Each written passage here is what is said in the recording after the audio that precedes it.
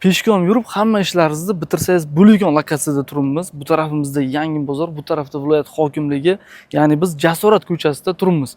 5 qavatli uyda 2-qavatida 2 xonalik remontlari tayyor holatda bo'lgan, plus polni ipoteka bo'lgan uyimiz sotuvga chiqyapti. Shuni hozir ichki tuzilishini ko'rib chiqamiz.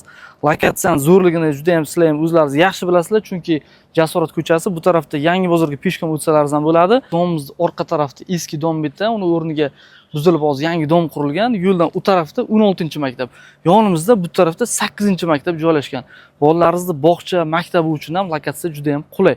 Har tarafi bozor, magazin, lokatsiya juda ham zo'r. Ana endi uyimizni ichki tuzilishini ko'rib chiqamiz, ketdik. Uyimizni ichki tuzilishi sizlarga tushunarliroq bo'lishi uchun boshidan boshlab tushuntiramiz. Bu tarafda kirish eshigimiz almashgan, juda ham yaxshi holatda. Bu tarafda ikkita alohida yuvinish xonalari joylashgan. Remontlari juda ham yaxshi holatda ekan, kafillar qilib qo'yilgan ekan. Bu taraf koridor qismi sizlarning orqalaringizda prixojniy mebel qo'yilgan.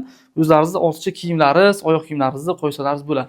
O'ng tarafim, chap tarafimda ikkita alohida xonalari bor. Keling, bu tarafdagi xonadan boshlaymiz. Ko'ryapsizlar, gramlar to'shalgan, pardalari ilingan, bu yerda konditsioner ham qo'yilgan ekan. To'g'rimizda televizor ham o'rnatib qo'yilgan. Yaxshi akva deraza romlari o'rnatilgan. Uyimizda ko'ryapsizlar, ortiqcha qilinadigan ish yo'q. Remontlari yaxshi holatda. Faqat shu ko'rpa to'shak olib kelasizlar, mana bu tarafda o'zbekona qilib stol qo'yib, ovqatlanadigan joy, ya'ni mehmonxona qilib qo'ysalaringiz bo'ladi, mehmonlarni kutib olish uchun yoki bo'lmasam stol qo'ysalaringiz ham maqsadga muvofiq mehmonxona qilib ishlatish uchun. Bu tarafda xuddi shunaqa yana bitta xonamiz bor. Bu xonamizni endi faqat tushuntirishimiz kerak. Bilasizlar, eski domlarda bu tarafda o'sha balkon bo'ladi. Uyimizda egalari ikkiga bo'lgan holatda balkon yarmini bu xonaga qo'shganlar. Bu tarafda ham o'zini yaxshigina akvarimlar o'rnatib qo'yilgan, pardalar ilingan, ko'ryapsizlar, remontlari yaxshi holatda.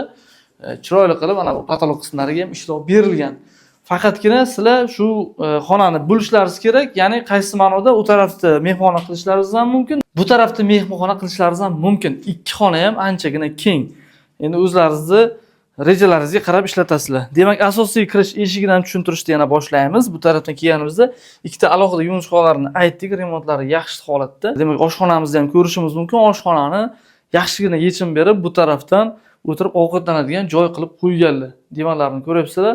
Shu yerda o'zida o'tirib bemalol ovqatlansalaringiz bo'ladi. Ovqat pishirish uchun bu yerda sharoitlariga ega. Bu yerda o'zini yaxshi mebellar ham qo'yilgan ekan. Hamma narsa shu uyda o'zida qoladi. Narxi juda ham zo'r. Lokatsiyani bu videoni boshida aytdim. Jasorat ko'chasi eng elitni ko'cha. Chunki bu eskidan o'sha o'zgarmaydigan strukturasi, o'zgarmaydigan ko'chalar hisoblanadi. Chunki bu tarafda Yangi bozor, bu tarafda hokimiyat, eng qulay lokatsiyaga ega. Uyimizning narxi 585 millionga baholandi. Egalari ustida kelib savdolashsalaringiz, yana ham o'tib beraman deb aytdilar. Uyimiz 100% ipoteka ham bo'ladi. Agarda siz ushbu uyni boshlanish to'lov qilib ipotekaga olaman desalaringiz, biz o'zimiz sizlarga yordam beramiz. Navo Uy Baraka kanali sizlarga shunaqa yaxshi antiqa joylardan uylarni taklif qiladi. Agar sizlarning sotiladigan uylaringiz, kvartira, hovli, noturar binolaringiz bo'lsa, bemalol bizga murojaat qilishlaringiz mumkin. Pastdagi raqamlarga telefon qilib, ushbu uyimiz haqida batafsil ma'lumotga ega bo'lishlaringiz mumkin. Navo Uy Baraka kanaliga obuna bo'linglar, chunki shunaqa yaxshi joylardan variantlarni biz faqatgina sizlar obunachilarimizga ilinamiz.